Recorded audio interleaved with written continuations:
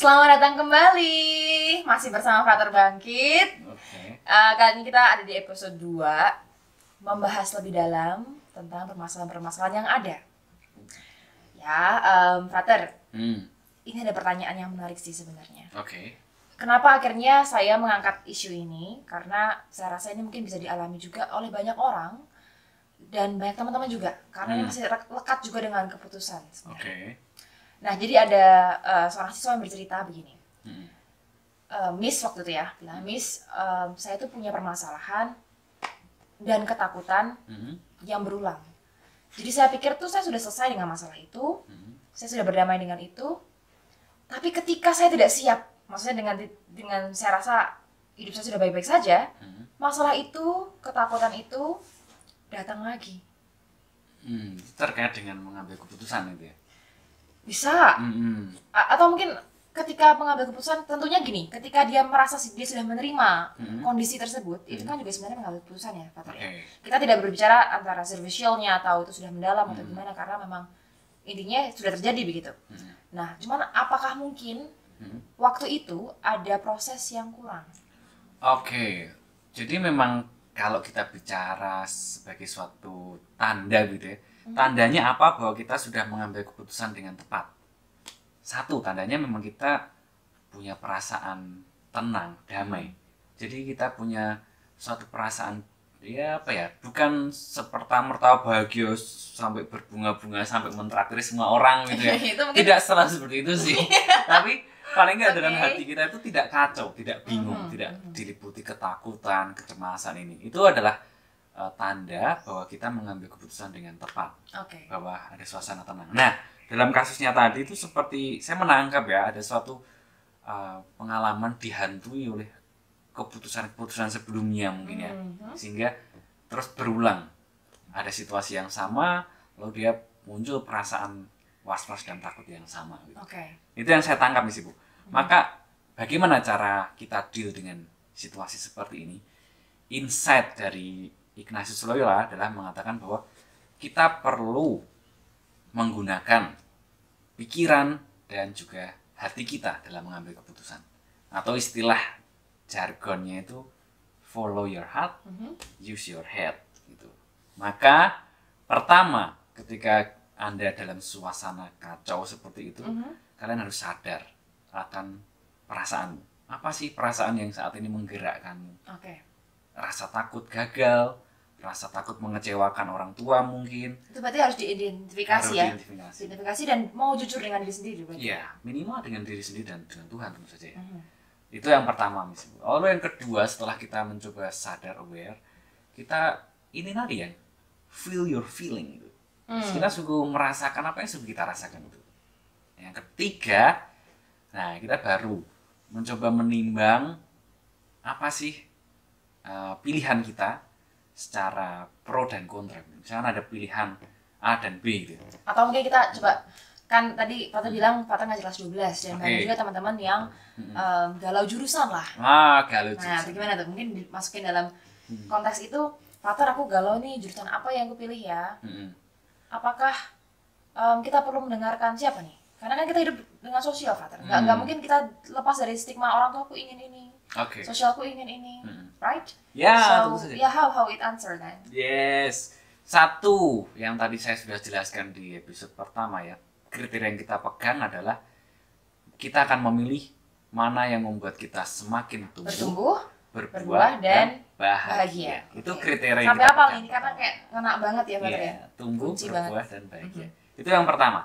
Lalu kedua, kita tadi pertimbangan yang rasional. Ini yang penting. Saya kasih contoh. Saya waktu saya zaman SMA begitu ya, kan kita masih menentukan jurusan itu di kelas 11. Waktu itu saya nih punya nilai antara IPA dan IPS ya sama-sama itulah. Sama-sama bagus lah. Pokoknya saya punya kemungkinan yang sama besar masuk IPA maupun IPS. Waduh, ini itu murid-murid teladan nih berarti dulu ya? Ya enggak juga sih, tapi not bad lah. Not bad lah, oke. IPA dan IPS itu. Nah, maka yang saya pertimbangkan waktu itu tentu saja rasionalitasnya, datanya itu bagaimana. Nilai rapot, konsultasi dengan pihak-pihak yang saya anggap mengenal saya dengan baik. Itu saya ajak komunikasi seperti itu. Lalu yang juga tidak perlu yang juga perlu penting, yang juga mungkin penting untuk diperhatikan itu perasaan itu tadi. Saya sendiri lebih passion di mana, itu penting. Itu bisa menemukan pada akhirnya ini sedikit cerita ya. Saya setelah 1 tahun akhirnya saya memutuskan main di IPA gitu. Saya tidak merasa bahagia. Jadi kalau misalnya proses itu bertemunya tidak harus di awal tuh nggak apa-apa ya, Frater ya? Nggak apa-apa. Tidak sendiri loh teman-teman ya. Nggak Itu apa-apa. juga pernah dialami Frater. Dan mungkin saya juga. Tapi saya bertahan meskipun sampai selesai. Meskipun saya tahu. Dalam artian apa itu? Bertanggung jawab mungkin? Ya, karena keputusan sudah dibuat dan itu harus diselesaikan sampai 2 tahun itu kan. Ya 1 tahun pertama itu justru nilai saya bagus itu. Tapi deep inside itu saya nggak merasa happy dengan berbagai macam angka-angka di IPA gitu ya.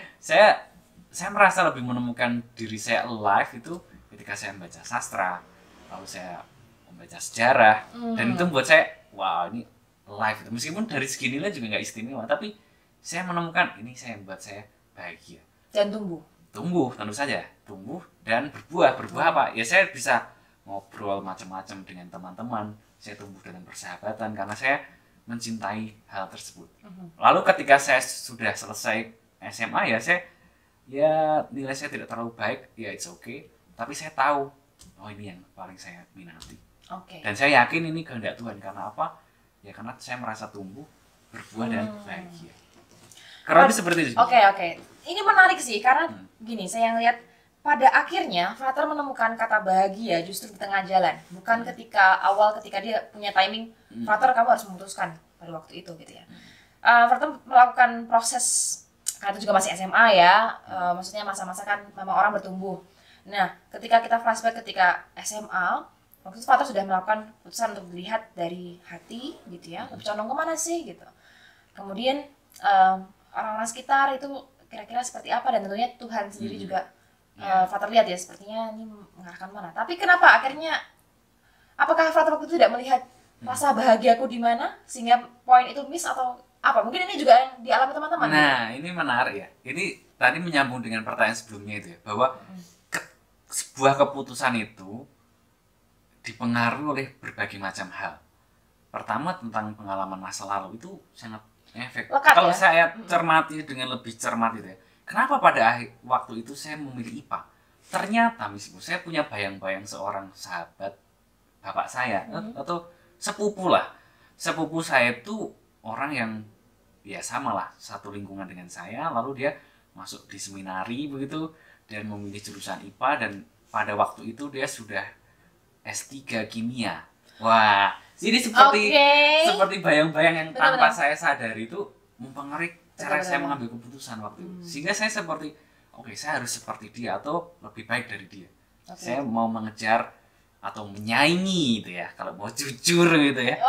Tapi saya menyimpannya itu ya. Jadi ya pada akhirnya saya ngerasa ini bukan sesuatu yang membuat saya alive gitu. Jadi seperti itu sih. Boleh saya tembak pertanyaan?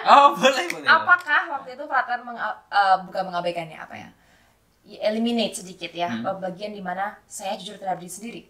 Iya, mungkin dalam prosesnya, karena ternyata Frater bercerita waktu itu saya menemukan figur, dan mungkin teman-teman juga pernah merasakan ini, bahwa mungkin saya belum, bahkan gini, saya mungkin bisa ngomong berbeda hal dengan ibu saya, bapak saya, tapi sebenarnya ketika bicara dengan diri sendiri itu adalah space yang paling besar gitu sebenarnya ya, kalau saya bilang, untuk kita ya tadi menggali apa sih sebenarnya yang aku mau, motivasi apa yang aku punya, dan aku siap tidak. Sebenarnya kalau aku mengambil keputusan itu kan berhubungan juga dengan sadar ya. Karena ketika sadar kita akan menjadi siap dengan resiko apapun yang akan kita hadapi nanti gitu. Sadar tentang berbagai macam hal yang mempengaruhi kita.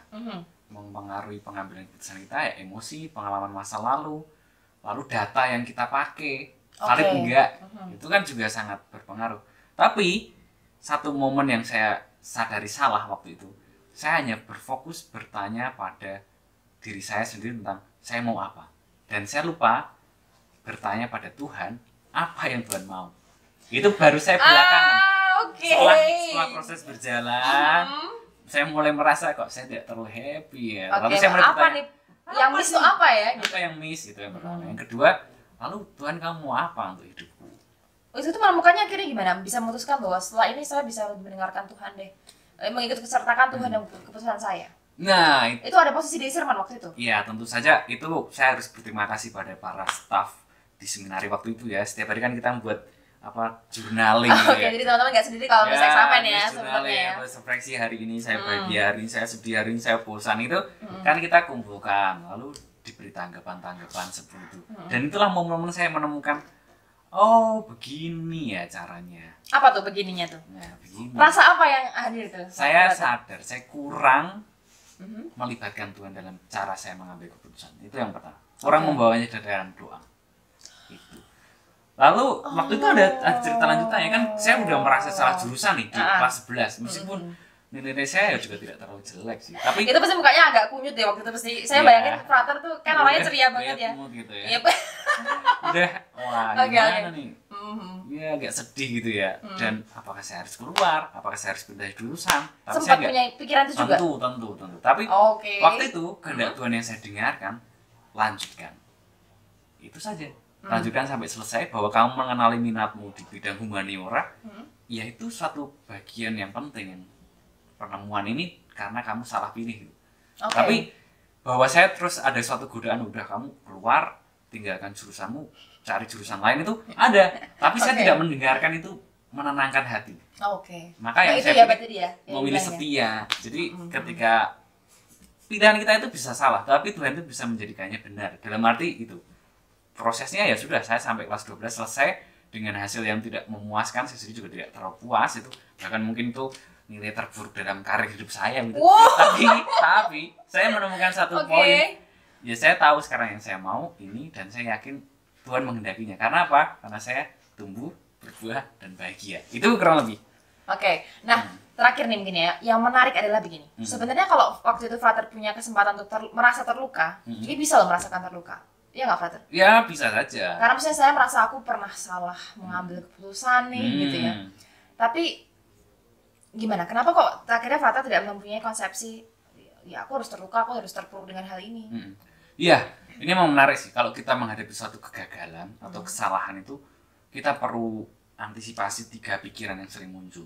Yang pertama, terlalu mempersonalisasinya. Artinya saya seperti merasa semua ini semua ke aku salah gitu saya, ya? semua ke aku. Ini selalu terjadi. Benar.